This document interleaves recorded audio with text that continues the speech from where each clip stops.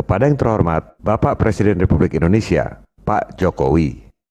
Pada episode lalu, kami telah sampaikan investigasi jurnalistik tentang utang negara. Supaya nggak kepanjangan dan lebih mudah dicerna, episode 30 ini kami pilih jadi dua bagian, 30A dan B. Baru kemudian membahas solusi pembayaran utang pada episode 31.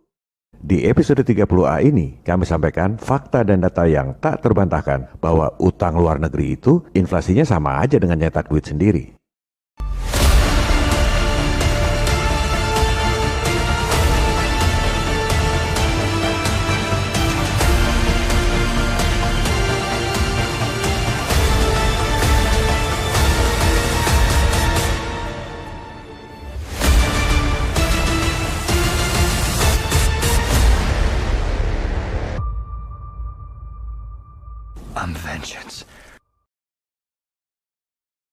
Kalau kita melihat tabel outstanding utang sejak tahun 1945 sampai 2021 ini, utang selalu bertambah. Kenapa utang bertambah terus? Karena pelajaran dan teori-teori di sekolah yang dibuat oleh Nekolim mengajarkan bahwa utang adalah solusi pembangunan. Bahkan orang yang sangat terpelajar seperti Menteri Terbaik Dunia mengatakan bahwa utang menyelamatkan jiwa seluruh Republik Indonesia. Negara kita ini miskin. APBN defisit terus. Kita butuh juru selamat pembangunan, yaitu para bankir elit. Merekalah juru selamat jiwa seluruh rakyat. Oleh sebab itu, mari pajaki rakyat setinggi-tingginya. Biarkan negara merdeka. Biarkan pemilu pilih presiden dan wakil rakyat seolah-olah merdeka. Yang penting hasilnya sama. Rakyat kerja keras buat bayar utang pada para bankir asing yang kaya raya. Itu namanya juru selamat palsu. Al-Masih Ad-Dajjal, The Antichrist, perbudakan global. Ideologi mereka sama dengan Firaun zaman dulu.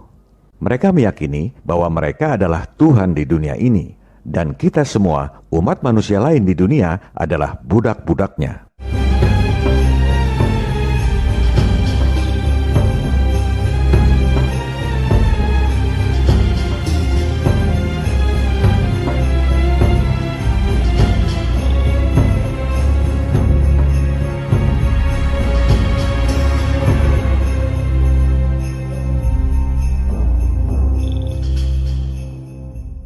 Kontributor utang terbesar di era sekarang ini adalah proyek kereta api cepat dan anggaran PEN. Utang kereta api cepat sekitar 64 triliun rupiah. Anggaran PEN untuk tahun 2021 ini saja 688 triliun rupiah. Dua-duanya di bawah Menteri Pengadaan Vaksin. Salah. Menteri Erick Thohir. Kami tidak mengkritik kereta api cepat, Pak. Yang kami kritisi adalah model pembiayaan utang yang didorong oleh para menteri Bapak. Kami dukung pembangunan infrastruktur yang Bapak canangkan. Jangankan satu proyek kereta api cepat, Bapak mau bikin 2 proyek pun kami dukung. Asal model pembiayaannya bukan dari utang.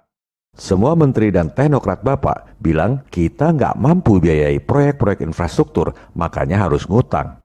Pada episode 31 mendatang, kami akan tunjukkan bahwa sebenarnya kita mampu. Jangankan biayai proyek kereta api cepat yang hampir 100 triliun itu. Bayar utang 6.000 triliun pun kita mampu lakukan dalam sehari. Kembali pada pernyataan Menteri Sri Mulyani bahwa utang itu menyelamatkan jiwa seluruh rakyat. Coba kita lihat faktanya. PT KAI yang tadinya untung 1,5 triliun jadi rugi 2,5 triliun per Oktober 2020. Jiwa siapa yang diselamatkan oleh utangnya Sri Mulyani? Jadi menteri sih sebentar juga selesai masa jabatan. Siapa yang harus bayar utang selama puluhan bahkan ratusan tahun kemudian? Tentang dampak kerugian utang ini, mestinya kinerja Menteri Erick Thohir dilihat dari kemampuan atau ketidakmampuannya dalam mengatasi BUMN-BUMN rugi seperti PT KAI. Kalau cuma membelanjakan duit 688 triliun mah gampang. Pegawai kecamatan juga bisa. Soal belanja mah ibu-ibu rumah tangga juga jago. Coba lihat apa yang dilakukan untuk membuat KAI yang rugi ini menjadi untung. Itulah kinerja Menteri BUMN yang sesungguhnya.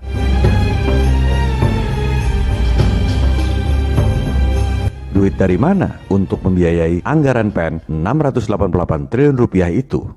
Pasti ngutang lagi. Orang APBN defisit terus. Kalau negara menggelontorkan anggaran 688 triliun, terus pandeminya selesai sih nggak apa-apa, Pak. Masalahnya, digelontorkan 688 triliun pun, pandemi tak akan selesai. Malah diproyekin. Tahun depan, gelontorkan lagi 688 triliun. Itu yang membuat pandemi ini nggak pernah selesai. Karena jadi proyek yang menguntungkan buat para oknum di berbagai bidang.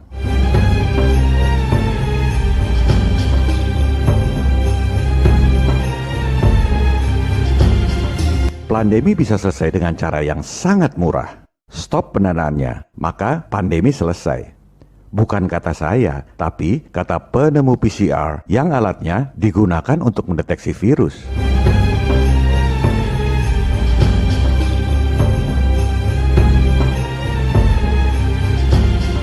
Para dokter, profesor di seluruh dunia menggunakan alat PCR, tapi nggak mau dengar apa yang dikatakan oleh penemunya.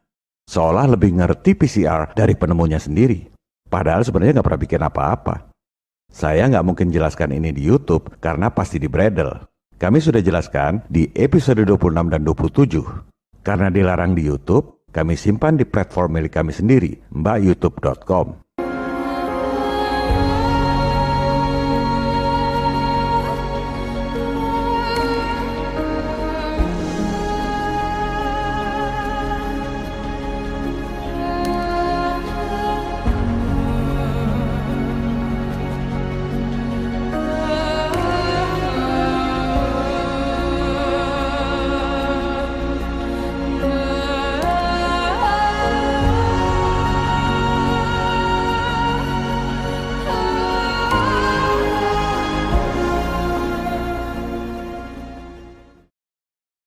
Mengapa kita selalu nambah utang luar negeri?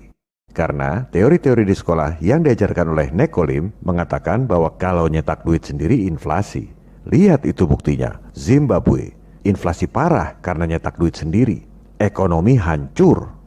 Jadi, yang paling aman, yang paling benar adalah lewat utang luar negeri.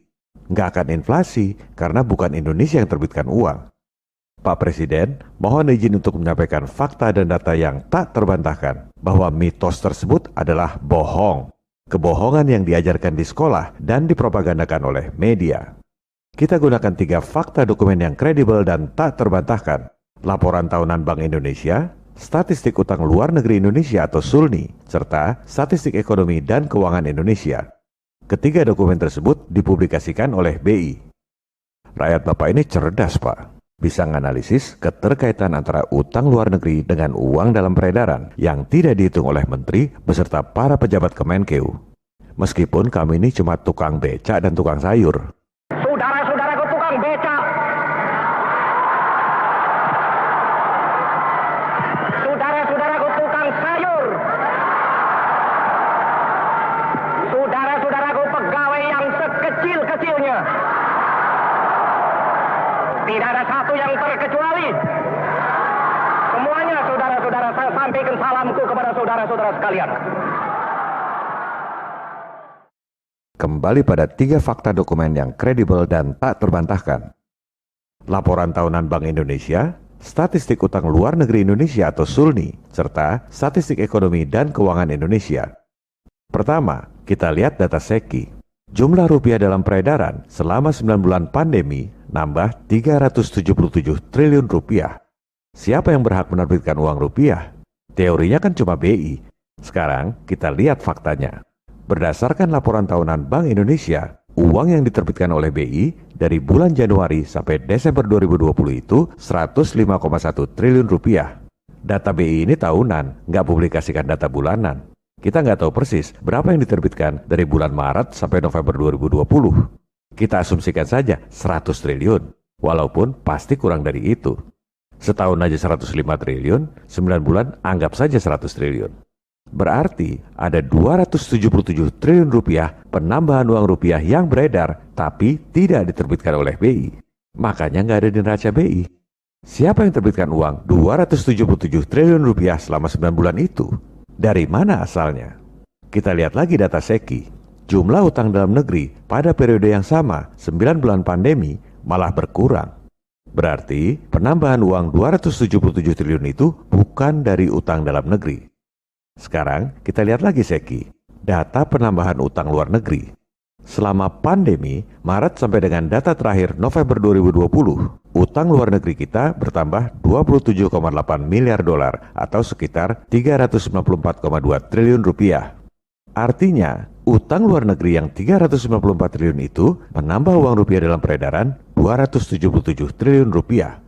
Kok bisa begitu? Karena utang luar negeri meskipun dalam dolar, begitu disimpan di rekening bank di Indonesia, dibukukan sebagai M2 yang dikonversikan dalam rupiah. Nah, M2 itu adalah uang dalam peredaran. Mana buktinya? Loh, itu 277 triliun rupiah di depan mata, bukan diterbitkan oleh BI. Masih nggak ngerti juga. Jangankan dibohongi soal virus yang nggak kelihatan, dibohongi duit ratusan triliun di depan mata pun selama berpuluh-puluh tahun. Orang pada nggak sadar juga.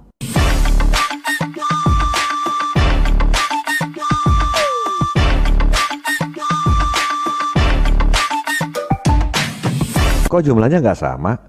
Utang luar negeri 394 triliun, penambahan uang yang bukan diterbitkan oleh BI 277 triliun. Selisih yang 117,2 triliun kemana? Hanya ada dua kemungkinan.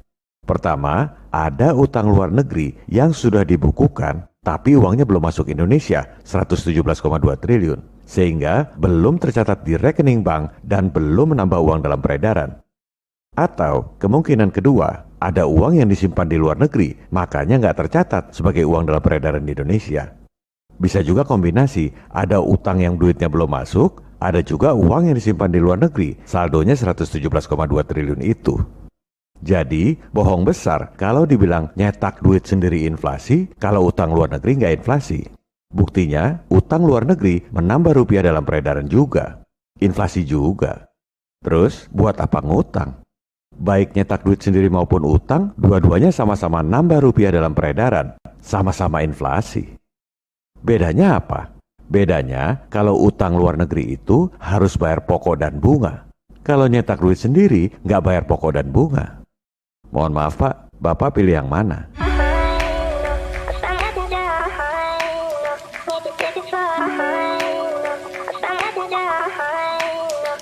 Take it far.